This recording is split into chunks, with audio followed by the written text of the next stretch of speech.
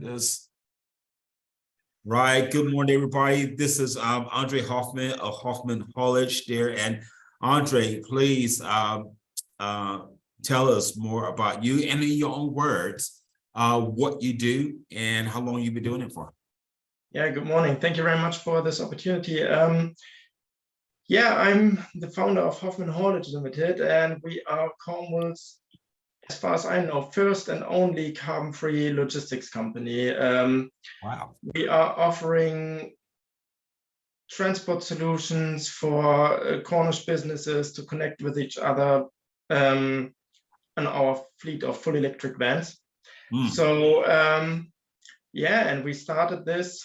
We went live and did our first tours in May 2022. So we are basically brand new to the market, and yeah, still in the beginning of the whole process. So half a year done and still looking to go ahead and keep growing. Great, great. Can I ask you, is this something that you always wanted to do? Do you be involved in the haulage industry, especially you know, the world's going now be carbon, yeah, I guess obviously carbon friendly. But yeah, is this something you always wanted to do? Well, yeah, I do have a logistics background. So for the almost last 15 years, I'm working in logistics. So various positions from transport planner to warehouse managers and all these kind of stuff. So I was always involved in logistics operations, but I always thought it could be done more when it comes to sustainability, because every manufacturer is doing all its bits to sourcing raw materials, looking at packaging and everything. But when it comes to the supply chain, there's a hard cutoff, because we are then using big diesel vessels, shipping stuff from China and all over the world into Europe, or we are using just normal combustion engine lorries to go all over the country, whilst we have solutions on the market. So we had the feeling that there is more opportunities to the market, and yeah, we found that there's basically no better place than Cornwall to prove that, and yeah, that it's even possible in a rural area like Cornwall. Yeah, great. And obviously in the timing there, because obviously COVID and obviously, you know, the impact of COVID and on the industry itself, not just sure overall, but for you, how has COVID actually impacted you as a company, and I guess your actions from that? What have you done about that? Well, first of all, the idea going live with that company was in the first times of lockdown. So that's when it started to grow and everything. But yeah, I think with us, it's a combination of COVID, the climate change and all these progress around that theme and topic, and also now the war in the Ukraine this year that started. The combination out of them three just gave us a little push and boost as well, because the diesel prices went up, companies were looking more into local sourcing, and they want to find sustainable solutions, especially the Cornish businesses down here, who really think that sustainability is the core thing they have to look at for the future. So all these three topics together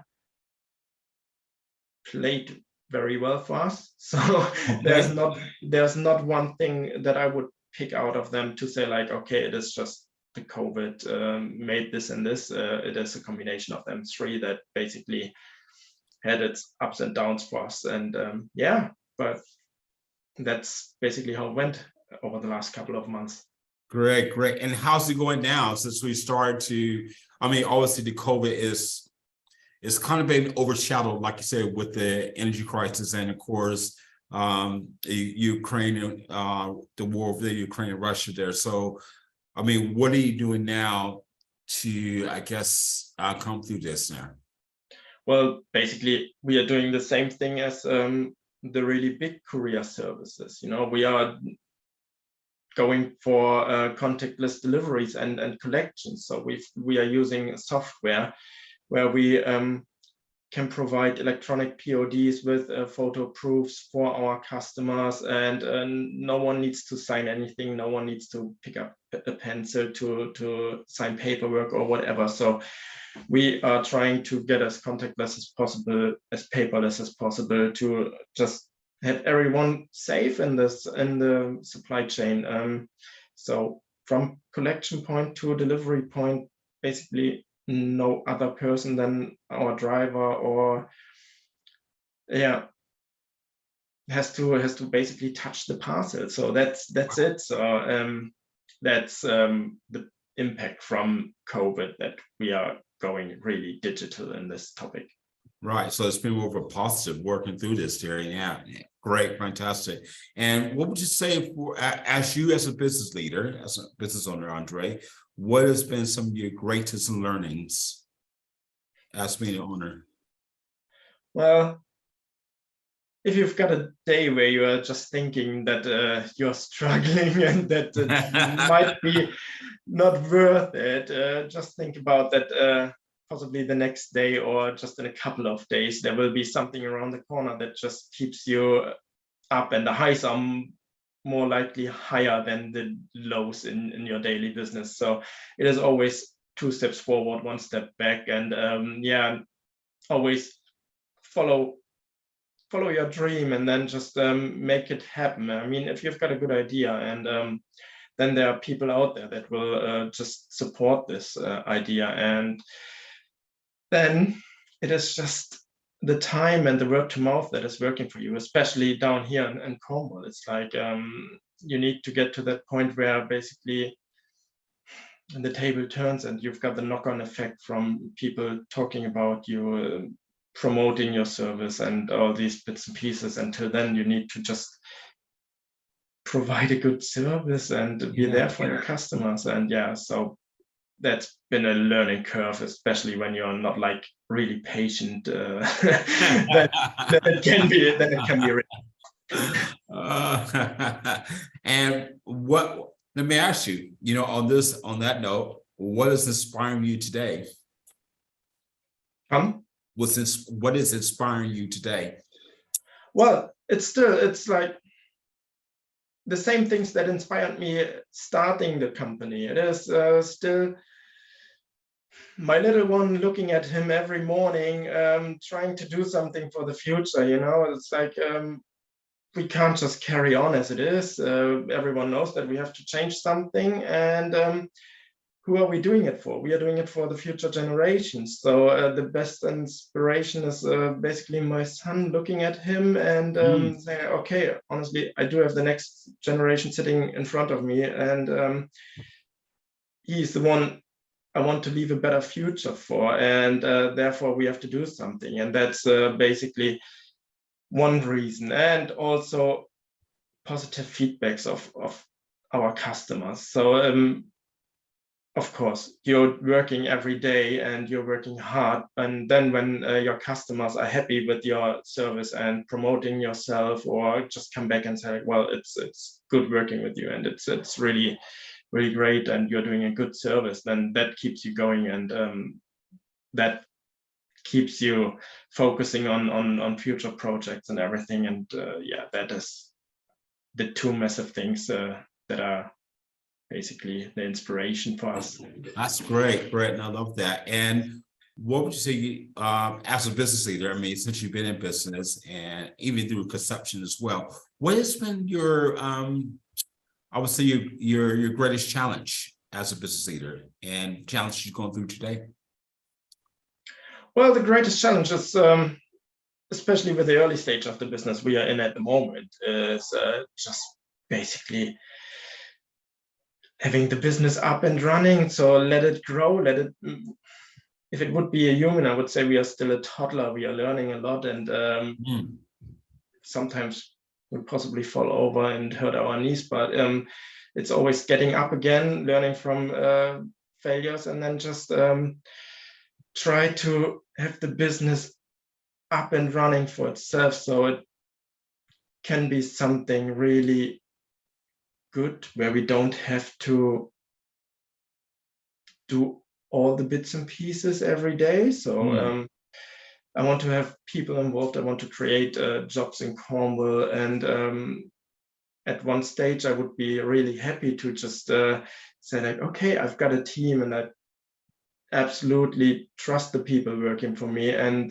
so that is the reason why I can just step back and just take some major parts and don't have to be involved in all the operations all Yeah. day long, and that are the things. But to get there, at the moment, we are just trying to get more business, trying to get more companies on board that are working with us, that would love to get connected in a sustainable way with their local customers and suppliers. And that would be just, that is the toughest part at the moment. Yeah, I see that. And what would you say? I mean, if you had to, let's say if you started again, okay, if you started all over again, all right, from conception, the thought process. I mean, what would you do differently? That's a good question. It always depends. If I would start again with the same possibilities, at the moment, I don't regret anything. I just regret that I didn't do it earlier. So, okay. But yeah, it was always the scary moment to say like, okay, shall we really start this? What happens? So that was holding us back a bit. We could have been on the market half a year earlier if we wanted to. But yeah, it is like, I don't regret anything. I just, if I would have more money in the bank account, that would make it easier. But the rest is still, it is always the same. But if I would start with the same things, then yeah, I think we did look quite deep into that topic quite a while before we started. So, and we do have the background knowledge from our former professions. So I think we didn't jump in all the muddy puddles we could have jumped in. So that was quite a good start. For a startup, I think we did quite well. Okay. Great. And what advice, if an 18-year-old, right, was to start their own business, what advice would you give to that 18-year-old?